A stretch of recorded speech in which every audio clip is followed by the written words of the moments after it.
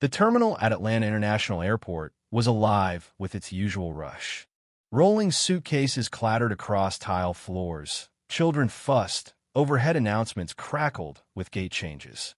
A blur of business people, families, and jet-lagged travelers weaved through one another in a dance of deadlines and destinations. It was just another morning. Until the bark.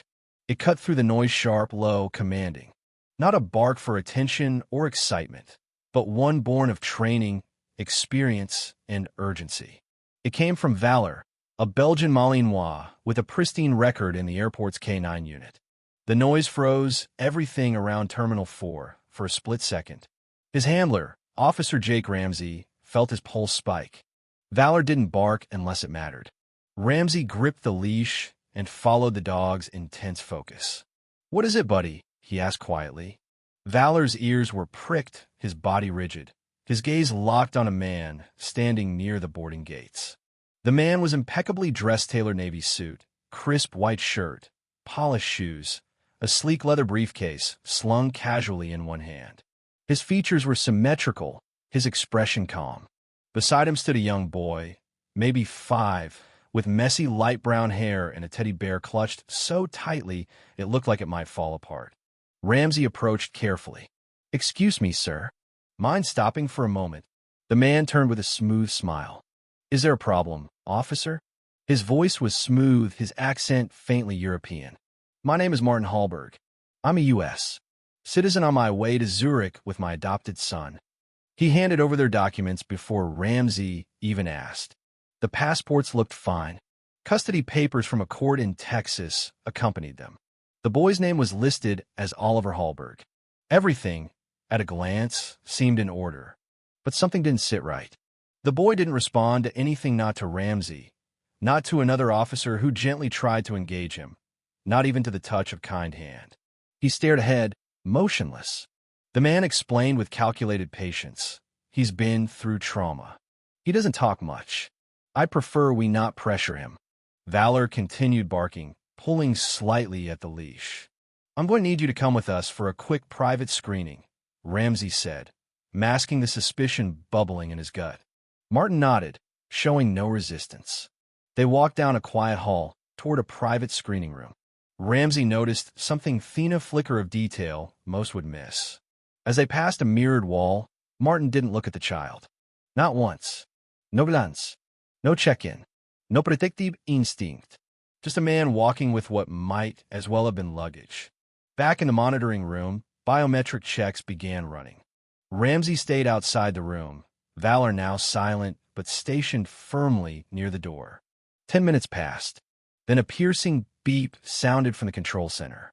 The child's passport flagged invalid. His real name was Eli Roux. Nationality, French. Status, missing. Reported abducted 73 days ago from Marseille. Ramsey's chest tightened. Valor had been right again. Inside the interview room, Hallberg remained composed. No anger, no denials. Just a glance at his watch as if waiting for a flight delay to pass. The boy, however, remained unspoken and unmoved.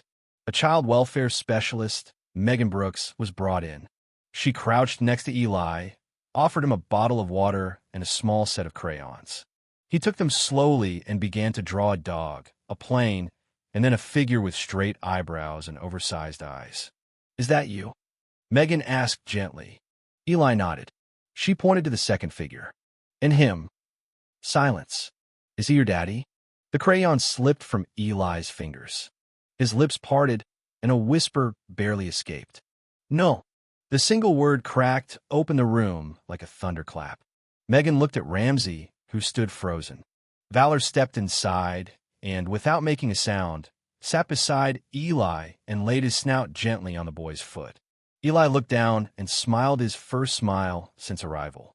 "Your name is Eli, right?" Megan asked softly. He nodded. "Do you know where your mommy is?" He stared down. "Marseille," he whispered. "She told me if I ever got lost to say I was looking for her." Everything was clear now. The documents were forged. The custody order fake. The tripe an elaborate smokescreen. Martin Hallberg wasn't Eli's adoptive father. He was his kidnapper. Hallberg was arrested without incident. As agents led him out in handcuffs, his expression didn't falter, but his jaw clenched tight and a vein pulsed in his temple. Elsewhere in the building, Eli finally slept, curled against Megan on a small sofa with Valor at his feet. An alert went out through Interpol. French authorities located Eli's mother, Camille Roux, who had reported him missing nearly 3 months earlier, only to be dismissed due to lack of evidence. No one had believed her. Until now. She was on a flight to Atlanta within hours. In the meantime, investigations began revealing deeper layers of the crime. Ramsey sifted through Hallberg's background. Corporate consultant, ties to private security firms, no official criminal record but suspicious bank activity traced between Luxembourg, Houston, and Dubai. And now a kidnapped child under a false name. In a quiet room, Eli sat with Megan and finally began to talk. He told me my mommy died, he said softly, that I had to go with him, that bad people would come if I cried. Did you believe him? Eli hesitated, then shook his head. Mommy wouldn't leave without my bear. That patched-up teddy had never left his arms. Camille landed that evening. The moment she stepped into the family reunification center and saw her son, she cried out his name. Eli turned and sprinted. They collided in an embrace, so tight it seemed they might never let go. Valor stood back, tail wagging. Thank you, Camille whispered to Megan through tears. Thank you for believing him. Megan smiled and nodded toward the dog. We just followed the one who knew. Hallberg, once so polished, now sat hunched and pale in a federal interrogation room. When questioned about his motive, he finally muttered, she didn't know how to raise him.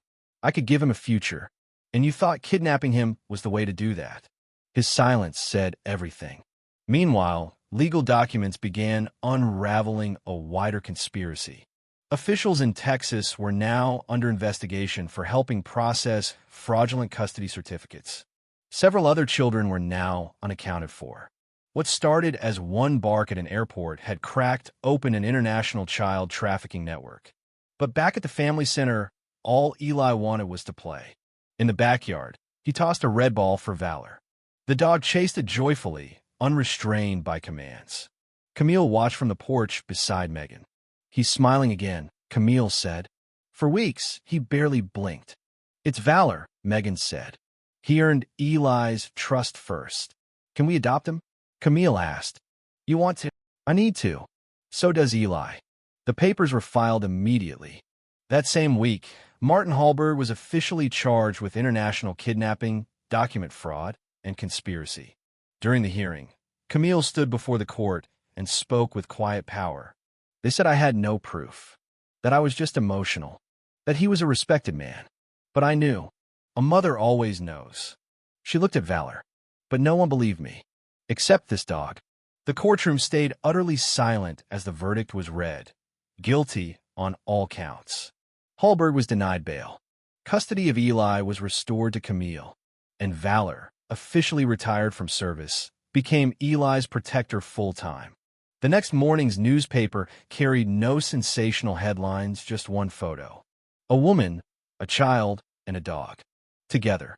Weeks later, Camille was invited to speak at an international child welfare conference in D.C. Her voice steady. She said, sometimes the most powerful heroes are the ones who simply refuse to stay silent. Back home, Eli had stopped waking up screaming. He'd started drawing again, always a boy and a dog in every picture. I want to be like Valor when I grow up, he said one night. Brave? Camille asked. No, he replied. Someone who listens when nobody else does. In time, the investigation into Hallberg's ring brought justice to others. But none of it would have happened if one dog hadn't barked when everything else seemed normal. Officer Jake Ramsey visited the family months later. He sat with Camille on the porch, watching Eli and Valor play in the sun. He handed her a photo album, a collection of snapshots from a case that changed their lives. I still don't understand how he knew, Ramsey said. Camille smiled. He didn't know the rules. He just knew the truth. And in the quiet that followed, Valor walked up to Ramsey, rested his head on the man's knee, and sighed. Because sometimes the ones who break protocol are the only ones who get it right.